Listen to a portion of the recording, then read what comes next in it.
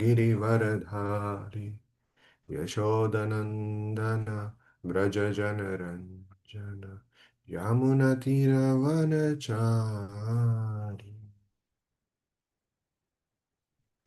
Hare Krishna, dear devotees.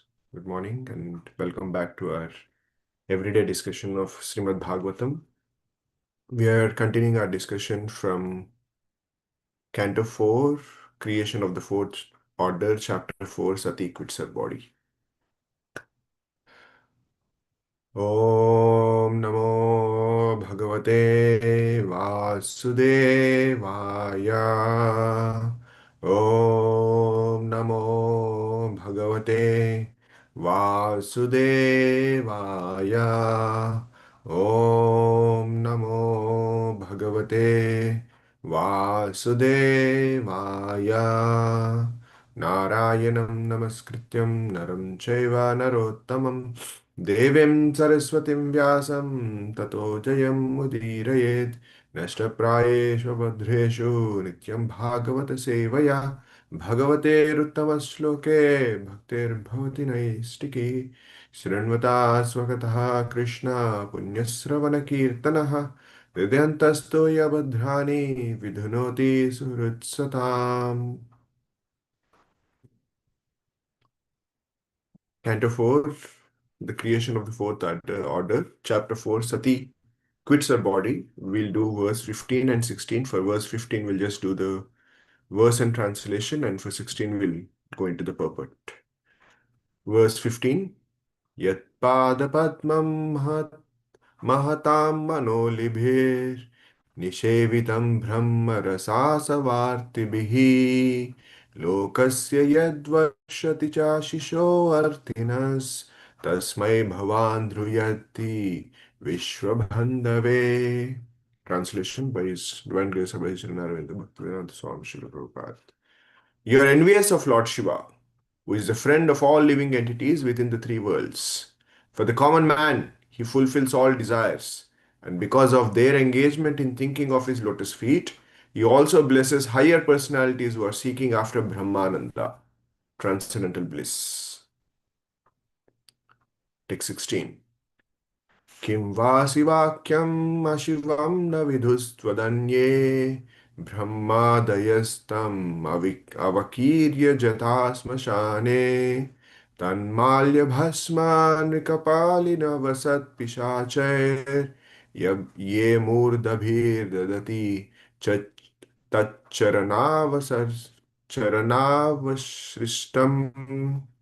Synonyms: Kimva, whether, Siva Akhyam, named Shiva, Ashivam, inauspicious, Na Vidhu, do not know, Vat Anye, other than you, Brahma Adayaha, Brahma and the others, Tam, him, Lord Shiva, Avakirya, scattered, Jataha, having twisted hair, Smashane, in the crematorium, Tat Malya Bhasma Nrik Kapali, who is garlanded with human skulls and smeared with ashes.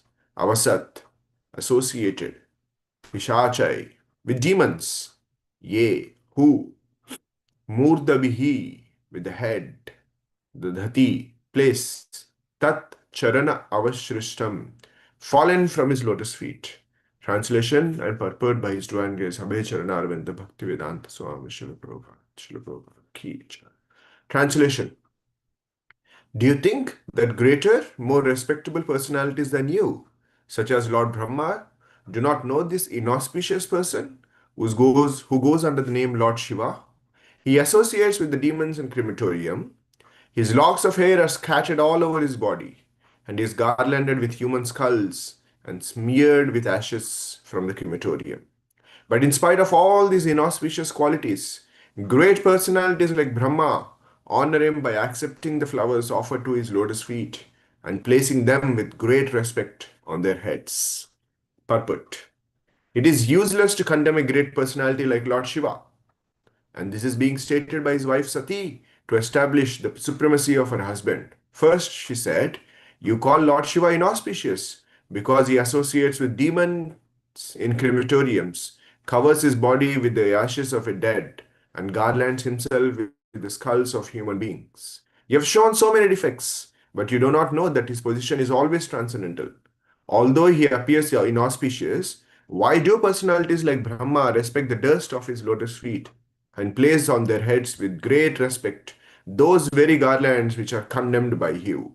Since Sati was a chaste woman and the wife of Lord Shiva, it was her duty to establish the elevated position of Lord Shiva, not only by sentiment but by facts. Lord Shiva is not an ordinary living entity. This is the conclusion of Vedic scripture.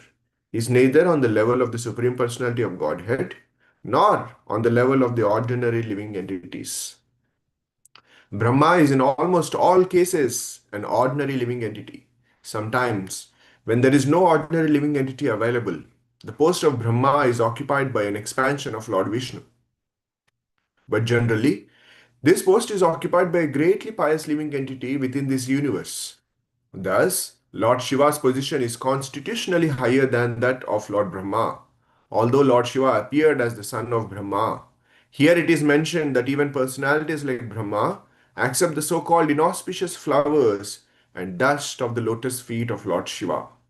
Great sages like Marichi, Atri, Bhrigu, and the others among the 9 great sages who are descendants of Brahma also respect Lord Shiva in such a way because they all know that Lord Shiva is not an ordinary living entity.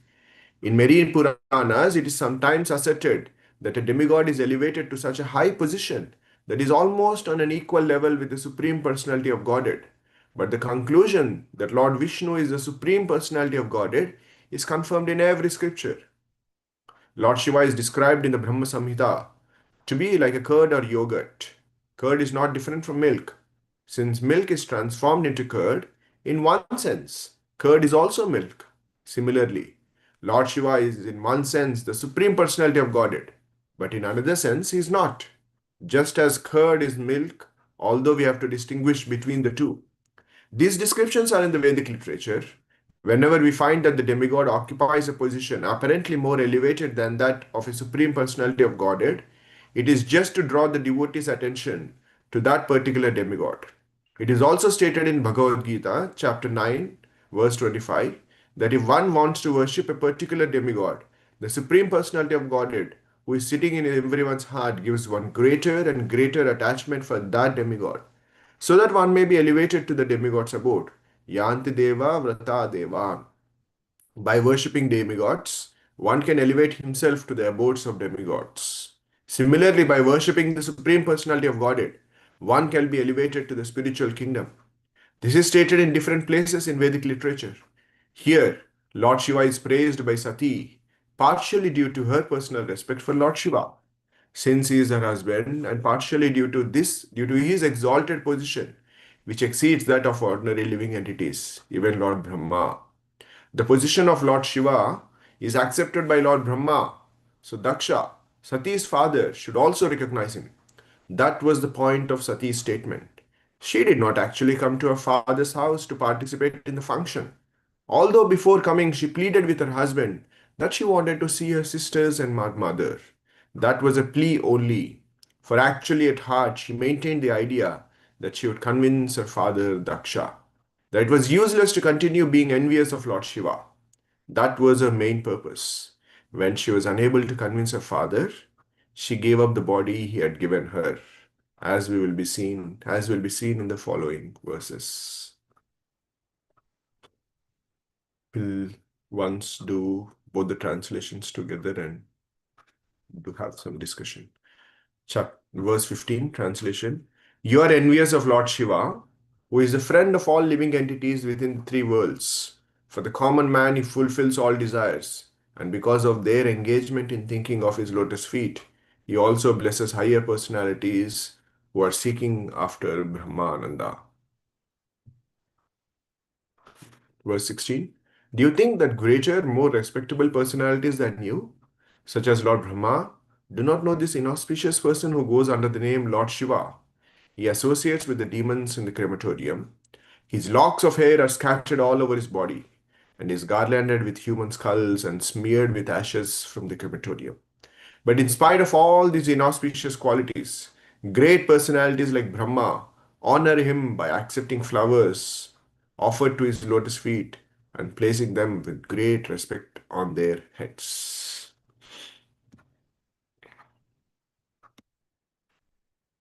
ॐ अज्ञानतिमिरान्धस्य ज्ञानाञ्जनशलाकया चक्षुरुन्मिलितं येन तस्मै श्रीगुरुवे नमः श्रीचैतन्यमनोभीष्टं स्थापितं येन भूतले स्वयं रूप कदा मह्यं ददाति स्वपदान्तिकम् वाञ्छाकल्पतरुभ्यश्च कृपा सिन्धुभ्य एव च पतितानां पावनेभ्यो वैष्णवेभ्यो नमो नमः नम ॐ विष्णुपादाय कृष्णपृष्ठाय भूतले श्रीमते भक्तिवेदान्त स्वामिन् इति नामिने नमस्ते सारस्वते देवे गौरवाणी प्रचारिणे निर्विशेष शून्यवादी पाश्चात्यदेशतारिणे जय श्री कृष्ण चैतन्य प्रभु नित्यानंद श्री अद्वैत गदाधर श्रीवास आदि गौर भक्त वृंदा हरे Krishna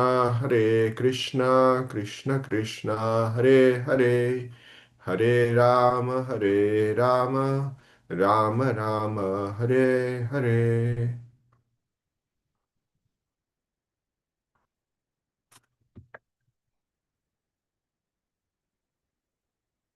Hare Krishna, dear devotees. Once again, good morning. So, in essence, what I want to discuss today is on the centered around the last line of what Mother Sati is saying in the verse 16 to Daksha, where she's saying,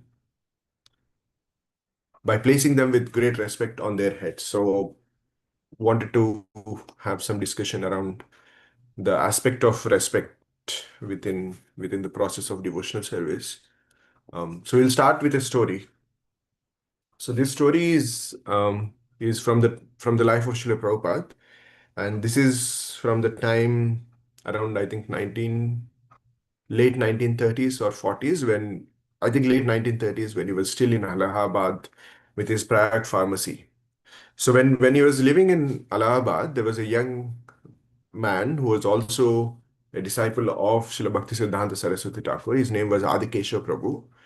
And this story was narrated by Adikesha Prabhu after the demise of Srila Prabhupada, after the disappearance of Srila Prabhupada, to multiple of his disciples. And this was also printed in the Back to Godhead and many other memories that the devotees have shared by within um, the sharing that devotees have done with Siddhanta Prabhu. So Adikesha Prabhu shares that once. So Adikesha Prabhu is famously known as Dr. OBL Kapoor. So many of us might have heard this story as Kapoor's and Dr. Kapoor and Srila Prabhupada's, but his initiated name is Adikesha Prabhu. And in fact, he was one of the few disciples of Srila Bhaktisiddhanta Saraswati Thakur who maintained um, cordial connections even during the time when Srila Prabhupada initially went to US and kind of had that correspondence. And even when Srila Prabhupada came back to India, he kind of met Adikesha Prabhu quite a lot of times. So Adikesha Prabhu narrates that once when Srila Prabhupada was still with the Prayag pharmacy, one day he actually prepared, because Srila Prabhupada was as part of his Prayag pharmacy was also kind of creating a lot of these tonics. So on one day he gave Adikesha Prabhu a small vial of tonic, and then he said that please take this every day and it will be very good for your health. So then Adikesha Prabhu then said, thank you so much, Abhay Babu, for giving me this gift. Because you are giving it to me, I'm sure I'll accept it. But uh, I'm actually in need of another tonic. Then he says, why don't you give me the tonic that you yourself are taking? Then Srila Prabhupada says, what is the tonic that I am taking? There's nothing, there is no tonic that I am taking. And then Adikesha Prabhu says, no, you are taking a tonic which is increasing your Krishna prema. And so can you please give me that? And Srila Prabhupada says, Srila Prabhupada actually laughs and he says that, no, I don't have I don't have any such tonic where I'm kind of relishing the Krishna prema, but I do know the formula. And then Dr. Kapoor becomes very eager that there is, till that point, nobody actually shared to him what is the formula of achieving Krishna Prema. And Dr. Kapoor eagerly asks, please, please, please tell me if it is not such a big secret. Can you please tell me what is the formula? And Dr. Kapoor or Radhikeshwar Prabhu says, Srila Prabhupada went into a silent meditation for some time.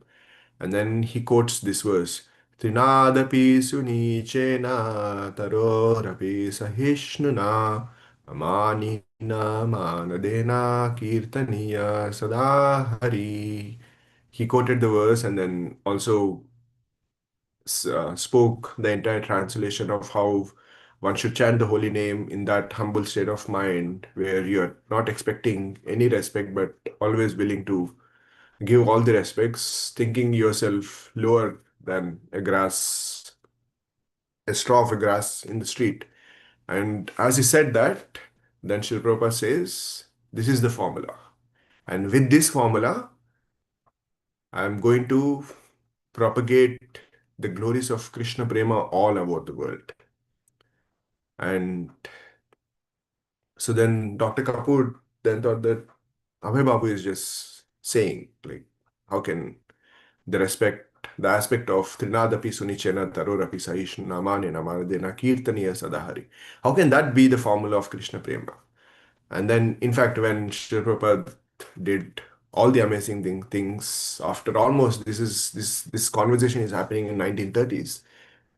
And then after all the amazing things that Srila Prabhupada has done over the next 50 years, when Dr. Kapoor then reflected back on this specific anecdote or pastime of Srila Prabhupada, he said to Harishwari Prabhu that, again going back to that pastime where Srila Prabhupada said, it is only a time that is that is the difference between me and international organization, international institution, lots of thousands of devotees, hundreds of temples. It is only a time that is differentiating both of us.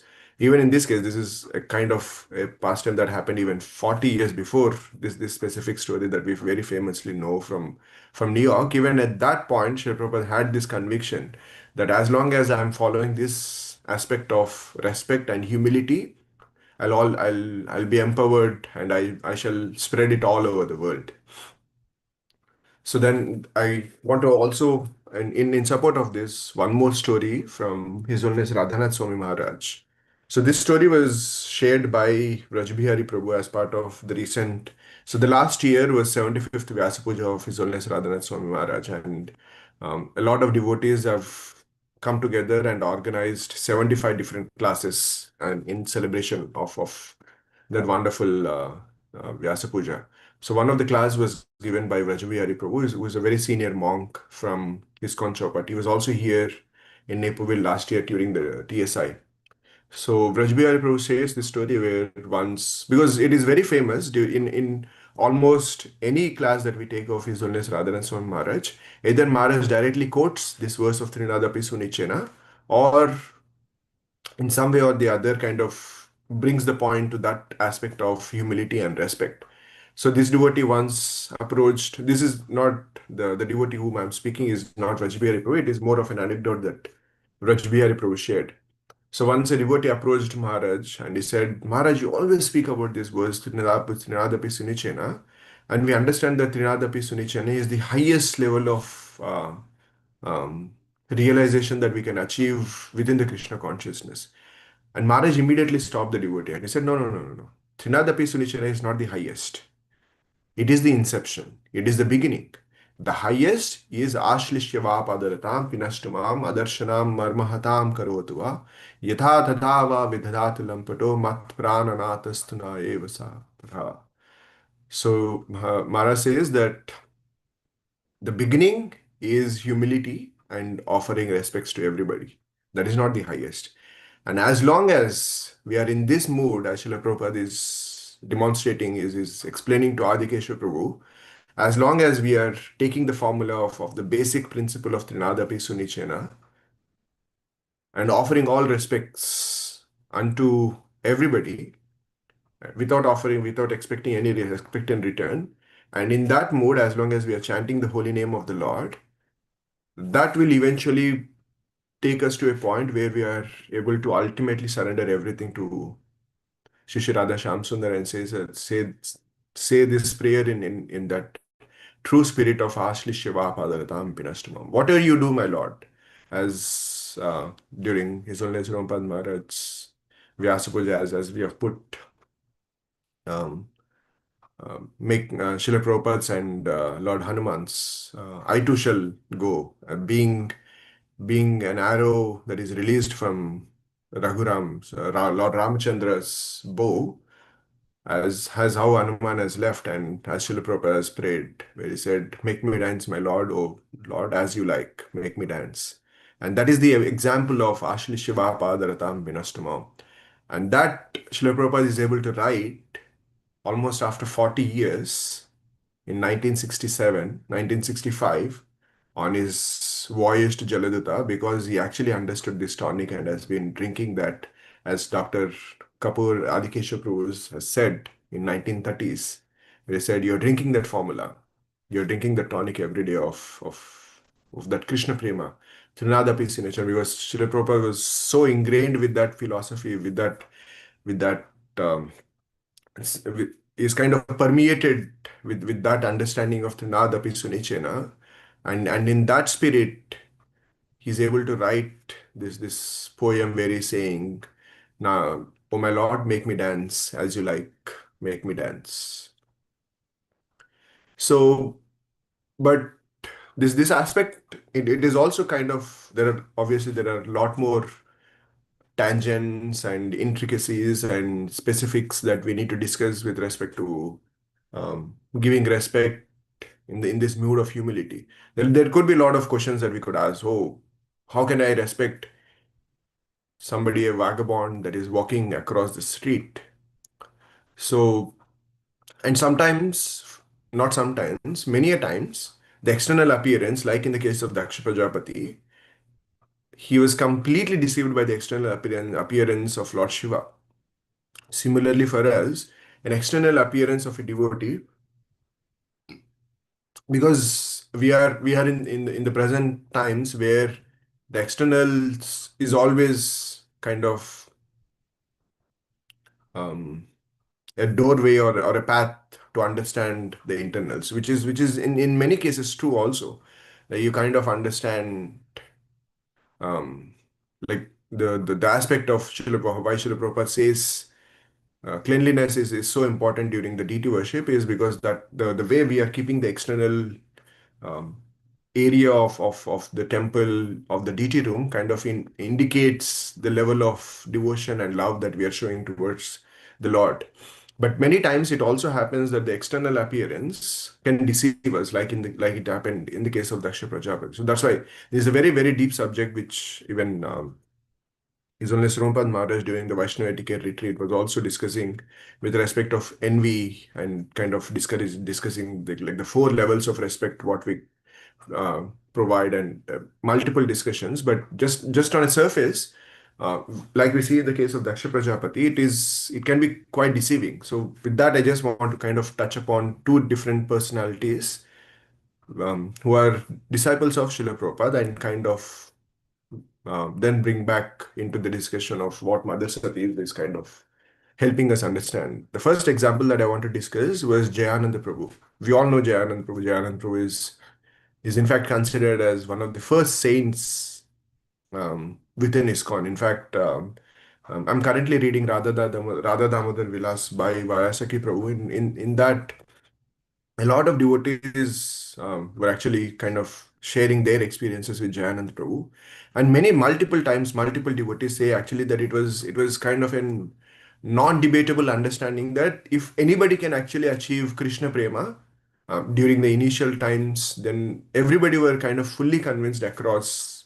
I mean, back then there were very few centers: New York, Boston, um, San Francisco, then I think LA was there.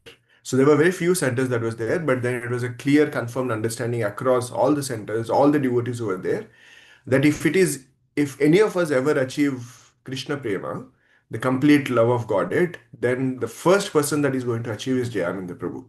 So that was the mood he was exhibiting. And the only reason why everybody used to think was that, in fact, Jayananda Prabhu was multiple times throughout his life. In fact, he was with us in this world as in an external manifestation of as a servant of Srila Prabhupada was for only 10 years. He came into, like, he was initiated by Srila Prabhupada in 1967, in February of 1967.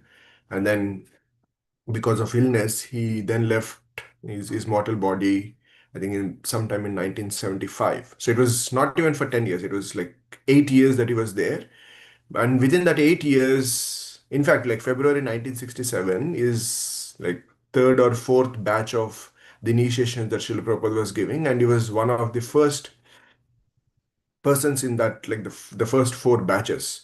And like he was extremely well qualified. He was an engineer. He completed his engineering from it at the time when almost every other devotee that was there was a dropout or didn't even go to high schools, or like not very well educated.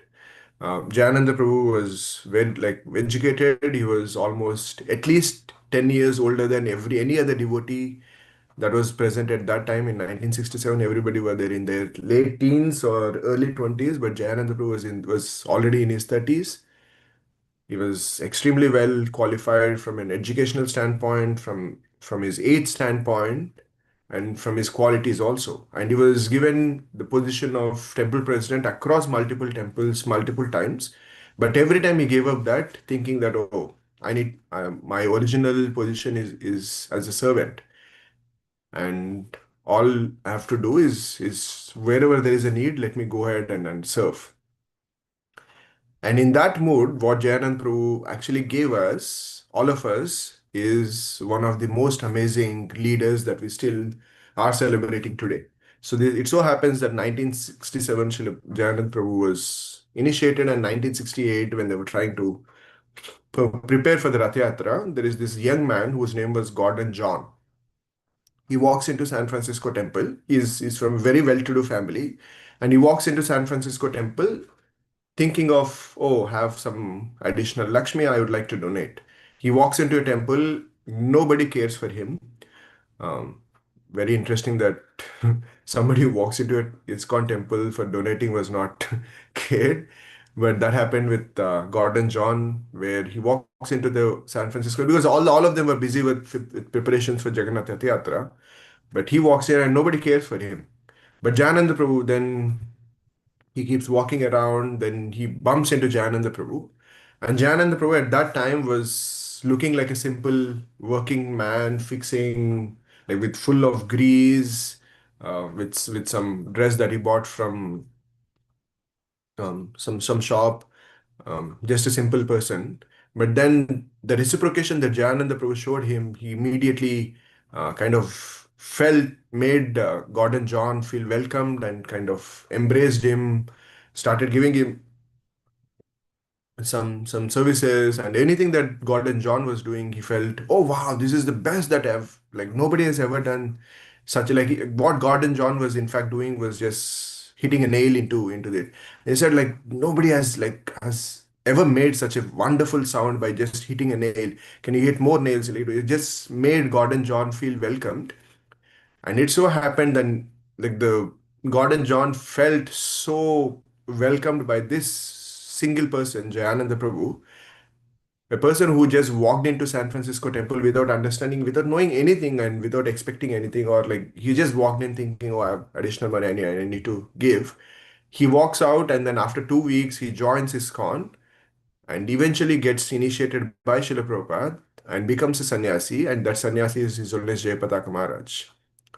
So that's the example, or the reciprocation of somebody who is truly epitomizing the philosophy of Trinadapi Sunichanam, considering I'm a low, I'm like considering giving all respects to anybody without, like, Jayananda Prabhu was not thinking, oh, let me praise this Gordon John, and eventually he'll become a big leader within ISKCON, and then everybody will know that it is me who's actually brought him. It was nothing.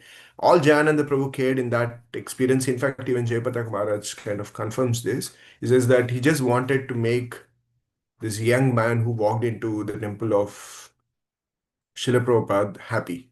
And that was his all motive. There was no other external motive other than just making him happy. And then the other example, who is active part of all of our lives, is also His Grace Jitendriya Prabhu. In last 50 years, from the time Kishore Kishori has actually come into the land of Chicago, there have been only three personalities, I think, who have remained constant. Two are Kishore Kishori, and then the third person is Jitendriya Prabhu. He's dedicated his entire 50 years of life. But when we see him externally, you might not see him as like this big disciple of Srila Prabhupada who can quote verses and give these amazing classes. But he's the backbone of the entire Kishore Kishori, not just like in a physical standpoint, also as a structure, but also as an emotional support for any leader. Like just me coming and walking into that community of Kishore Kishori and just seeing the level of surrender and dedication that Jitendra has shown for the last 50 years was such an inspiring thing for me.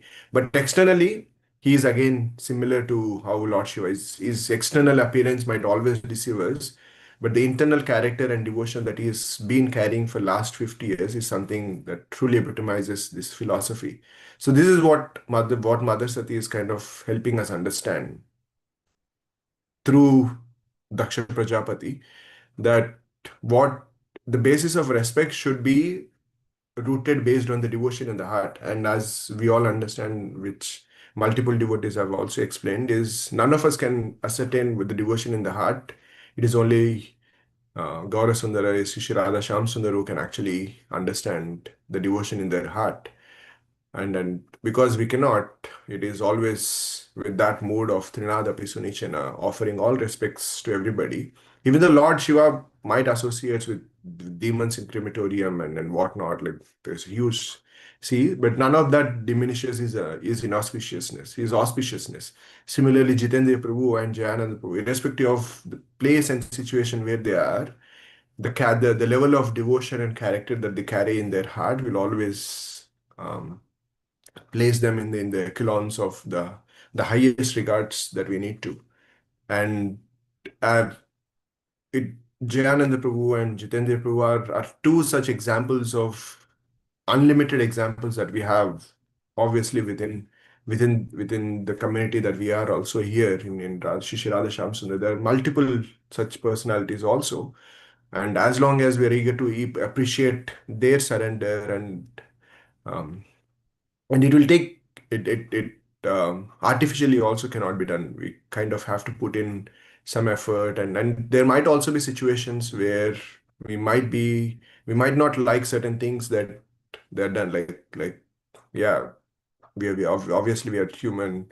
We have our own frailties, but as long as we're able to put in that effort of appreciating their surrender and offering them all respects, and through that, through their sincere friendship, and by kind of reflection of their love, they will allow us into the loving service of Shri Shri Radha Shamsun. And that's the only grace of eventually being in that situation of how Srila Prabhupada is praying of make me dance, my Lord, make me dance as you like. And for it to happen, the only kind of pathway, as Srila Prabhupada himself has said, is the Trinada Pisunichana, which is, as His Holiness Radha Maharaj clarifies, that is the point of inception. And through the friendship and the love of such surrendered and dedicated devotees, then that kind of allows us into the loving service of Shri Shri Radha Shyam Sundar in that mood of ultimate surrender. And I wish we can all follow in the footsteps of His Jitendra Prabhu, dedicating our entire life within the service of our Guru Varga and kind of continuing the service of Kishore Kishori, Shri Shri Radha Shyam Sundar, irrespective of whatever changes might happen. On that note, I'll end it here. If there are any corrections or comments or clarifications.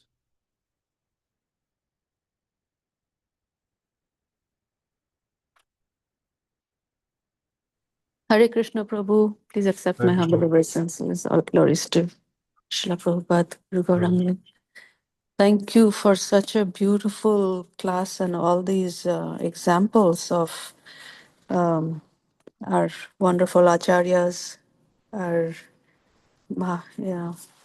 the people that the personalities that we somehow have in our lives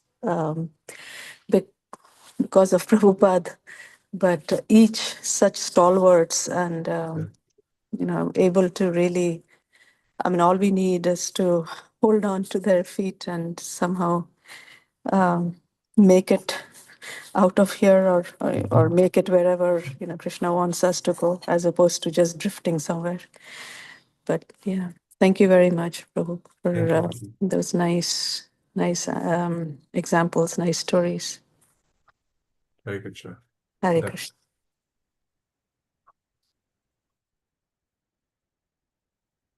if nothing else, I think we can end. Thank you so much for joining. Vancha kalpatarubhyascha kripa sindhubhya